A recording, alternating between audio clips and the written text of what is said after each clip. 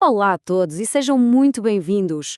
Hoje vamos fazer uma autêntica viagem no tempo para desenterrar uma história que muito provavelmente vai desafiar aquilo que pensam sobre a luta dos trabalhadores. Preparem-se, porque esta é uma daquelas lições surpreendentes que a história nos reserva. Ok, vamos lá diretos ao assunto. Se eu perguntasse assim de repente, quando é que acham que aconteceu a primeira greve da história? Qual seria a primeira resposta a surgir? Pensem lá um bocadinho. Aposto que a maioria de nós pensa logo na Revolução Industrial, certo? As fábricas, o fumo, o século XIX, parece a resposta mais lógica e óbvia. Mas a verdade é muito, muito mais antiga do que isso. Estamos a falar de há mais de 3.000 anos. É isso mesmo. A primeira greve de que há registro na história da humanidade aconteceu, imaginem só, no Antigo Egito. É uma história absolutamente incrível de coragem e também de desespero. Vamos então à primeira parte desta nossa exploração, para tentarmos perceber como é que um evento que nos soa tão moderno pode acontecer num mundo tão antigo.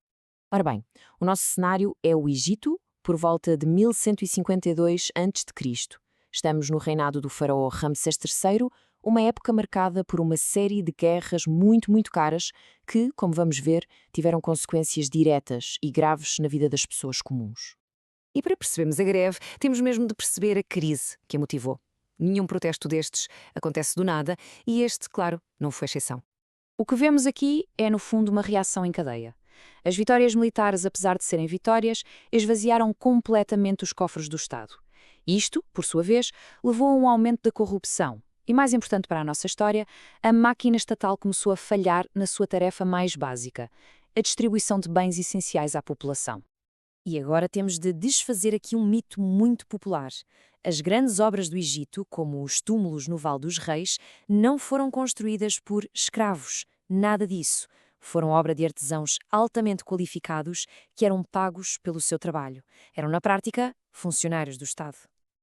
Então, como é que eram pagos? Bem, não era com moedas, mas sim em géneros. Ou seja, recebiam rações de comida, tecidos, óleo, basicamente tudo o que eles e as suas famílias precisavam para viver.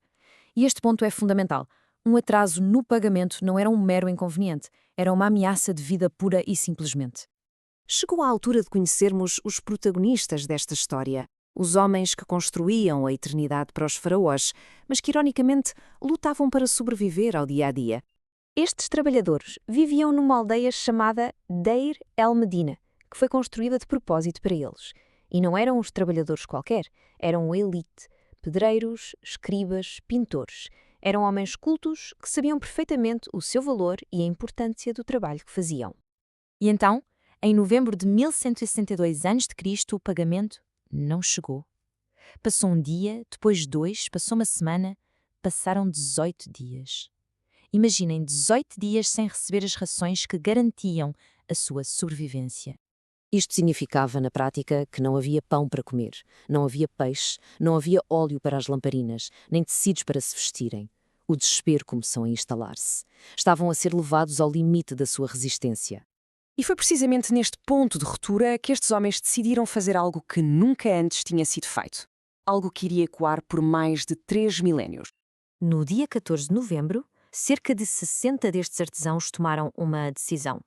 Simplesmente pousaram as ferramentas, abandonaram o trabalho no túmulo do próprio faraó e marcharam em protesto.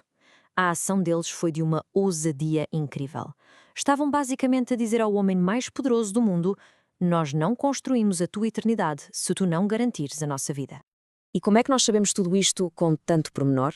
Bem, porque um escriba registrou tudo, tintim por tintim, naquilo que hoje conhecemos como o Papiro da Greve. É um documento absolutamente espantoso que sobreviveu até aos nossos dias e que é, no fundo, a certidão de nascimento do movimento laboral.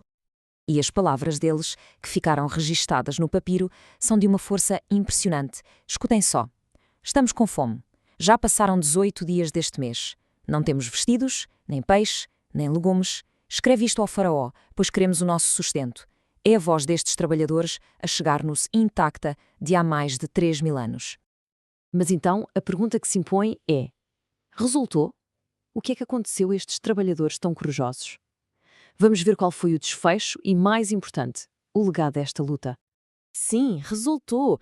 Após vários dias de paralisação, os pagamentos em atraso foram finalmente entregues e os homens voltaram ao trabalho. Mas o mais importante foi que eles criaram uma nova ferramenta de luta. Nos anos que se seguiram, sempre que os pagamentos se atrasavam, eles voltavam a parar. A greve tinha nascido. Este momento foi um verdadeiro marco na história social, porque não se tratava apenas de comida. Era sobre o reconhecimento de que o trabalho deles tinha valor e que eles tinham direito a uma vida digna.